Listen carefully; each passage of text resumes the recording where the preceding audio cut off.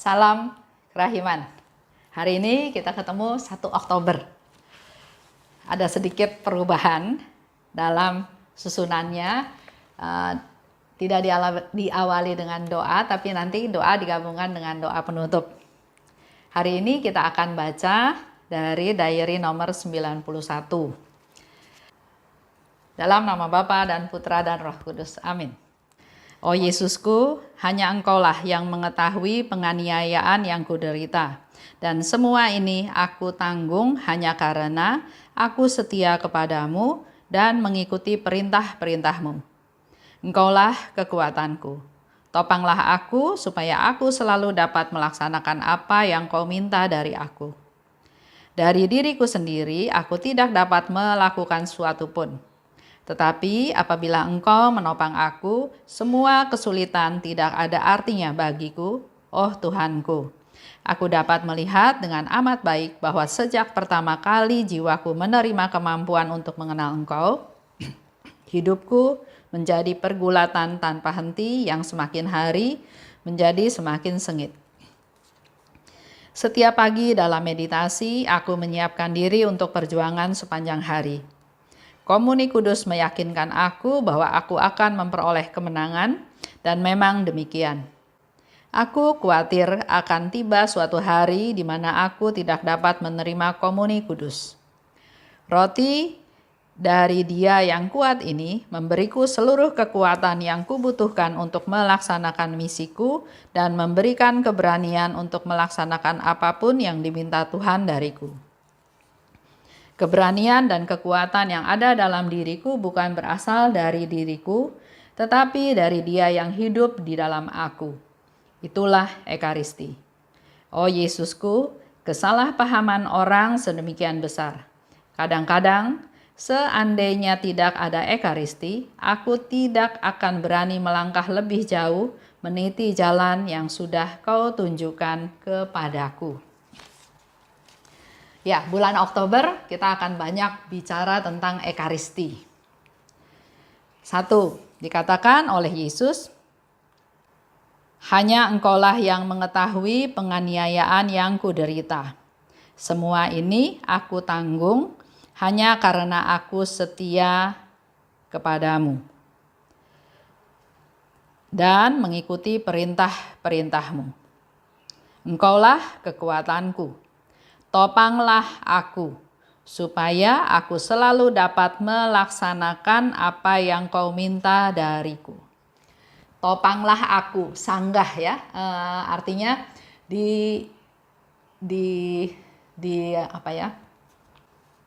disupport, didukung supaya dapat melakukan yang Tuhan minta.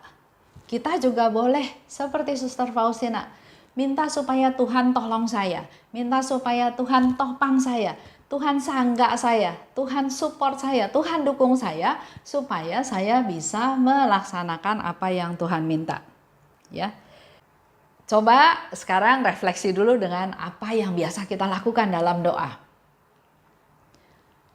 Biasanya kan doa terima kasih, bersyukur, tapi udah gitu yang panjang itu adalah doa permohonan. Tuhan, saya minta ini. Tuhan, saya minta itu. Tuhan, saya punya rencana ini. Kabulkan doa saya, Tuhan. Tuhan, doa permohonan, penuhnya dengan doa permohonan. Dan mohon supaya kabulkan doa saya, Tuhan. Kabulkan doa saya, Tuhan. Hari ini kita belajar dari Suster Faustina, justru minta kita ditopang supaya bisa melaksanakan perintah Tuhan. Bukan saya fokusnya ya. Lanjut. Setiap pagi dalam meditasi, aku menyiapkan diri untuk perjuangan sepanjang hari. Setiap pagi. Jadi setiap hari itu adalah suatu perjuangan. Maka setiap pagi dalam meditasi, aku menyiapkan diri. Ini kita bisa lakukan juga bersama-sama dalam doa pagi. Kita minta Tuhan menguatkan kita untuk kita menjalani hari ini yang mungkin penuh dengan perjuangan, mungkin penuh dengan pertempuran. Dan yang dilakukan oleh Suster Faustina adalah komuni kudus meyakinkan aku bahwa aku akan memperoleh kemenangan. Sumber kekuatan dari Suster Faustina adalah komuni kudus. Menerima tubuh dan darah Yesus masuk ke dalam dirinya, dalam hatinya, ke dalam jiwanya untuk menjadi kekuatan dia sepanjang hari itu. Terima komuni memperoleh kekuatan, memberi keberanian untuk melakukan step-step berikutnya. Nah, yang sering terjadi adalah kesalahpahaman orang sedemikian besar. Kadang-kadang, seandainya tidak ada ekaristi, aku tidak akan berani melangkah. Itu sharingnya Suster Faustina. Kalau dia nggak diberi kekuatan oleh Tuhan melalui perayaan ekaristi, melalui komuni kudus, bahkan dia bilang dia nggak berani melangkah juga. Nah, bagaimana dengan kita? Dikatakan oleh Suster Faustina, kesalahpahaman orang-orang sedemikian besar. Ada yang menerima komuni atau ada yang pergi untuk perayaan ekaristi hanya karena diajak teman. Ya deh, ikut. Ya deh, temenin yang mau perayaan ekaristi. Atau ya deh, daripada di rumah nggak ngapa-ngapain, oke, pergi ke perayaan ekaristi. Atau hanya formalitas. Masa orang-orang pergi saya nggak pergi? Atau ya saya sambut komuni supaya orang kiri kanan nggak mencurigai saya bahwa saya melakukan dosa besar. Karena pernah ya suatu kali ada seorang suami cerita, dia bilang istri saya kayaknya lagi melakukan dosa besar. Kenapa? Iya, karena biasanya menyambut komuni pas hari itu dia nggak sambut komuni. Misalnya ya, jadi banyak orang melakukan pergi ke perayaan ekaristi atau menyambut komuni kudus hanya untuk formalitas, bukan sungguh-sungguh ingin bertemu dengan Tuhan, ingin menyambut Tuhan, ingin minta Tuhan masuk ke dalam hatinya. Atau ada juga yang menganggap ya udahlah ini formalitas aja, maju ke depan, terima hosti, sudah selesai. Mari kita mulai bulan ini Oktober kita sungguh-sungguh mengimani, menghayati bahwa yang kita sambut itu bukan sekedar hosti roti putih tidak beragi, tapi itu adalah tubuh Kristus. Itu adalah darah Kristus. Dan Kristus ingin kita menyambutnya karena Kristus ingin bersatu dengan kita.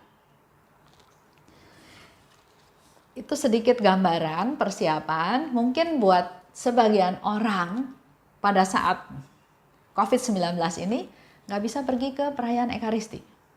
Tapi sebagian orang yang umurnya 59 ke bawah, inilah kesempatan kalian untuk merayakan perayaan ekaristi.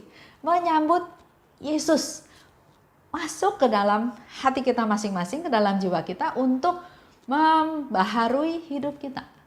Karena seperti Suster Faustina bilang, kekuatan dia justru dari komuni kudus. Kalau dia nggak terima komuni, dia mungkin nggak berani melangkah. Sedangkan untuk kita-kita yang sudah di atas 60 tahun, juga jangan kecewa. Karena masih ada misa yang online. Mari kita ikut dalam live streaming tersebut dan ikut dalam komuni batin. Tuhan Yesus itu maha kuasa, Tuhan itu maha kuasa, dia bisa melakukan apapun.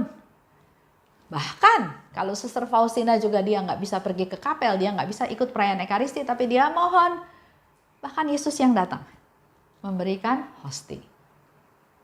Itu aja untuk hari ini. Silahkan Bapak Ibu mempersiapkan diri karena sepanjang bulan Oktober ini kita akan banyak membahas tentang perayaan ekaristi. Terima kasih atas perhatiannya, sampai ketemu besok. Dalam nama Bapa dan Putra dan Roh Kudus, amin. Allah Bapa yang maha baik, kami sungguh bersyukur dan berterima kasih karena Engkau mengizinkan kami untuk masuk ke bulan yang baru, yaitu bulan Oktober. Berkati kami semua Tuhan, anak-anak-Mu yang khususnya secara setia mendengarkan, men-sharingkan, merenungkan acara menggali rahmat ini. Jamahlah kami Tuhan agar kami semakin terbuka untuk bisa mengenal kehendak-Mu, untuk bisa semakin menyatukan diri dengan-Mu, dan terlebih lagi dalam bulan Oktober ini kami akan membahas tentang perayaan Ekaristi, tentang makna Ekaristi, tentang banyak hal yang berkaitan dengan Ekaristi. Curahkanlah rahmat-Mu Tuhan agar kami punya hati yang terbuka dan semakin mengerti akan rencana-Mu, akan kemurahan hati-Mu, akan rahmat-rahmat berkat yang Engkau limpahkan kepada kami melalui perayaan Ekaristi. Berkati para imam agar mereka juga dalam khotbah, dalam homilinya, dalam hidupnya, dalam pengajarannya menjadi alat-Mu Tuhan untuk bisa semakin menjelaskan kepada kami akan manfaat dan mujizat Ekaristi yang Kau berikan kepada kami. Mujizat kesembuhan, mujizat pengampunan dosa, dan juga banyak rahmat-rahmat lainnya. Bunda Maria, doakanlah kami. Santa Faustina, doakanlah kami. Amin. Dalam nama Bapa dan Putra dan Roh Kudus. Amin. Salam kerahiman.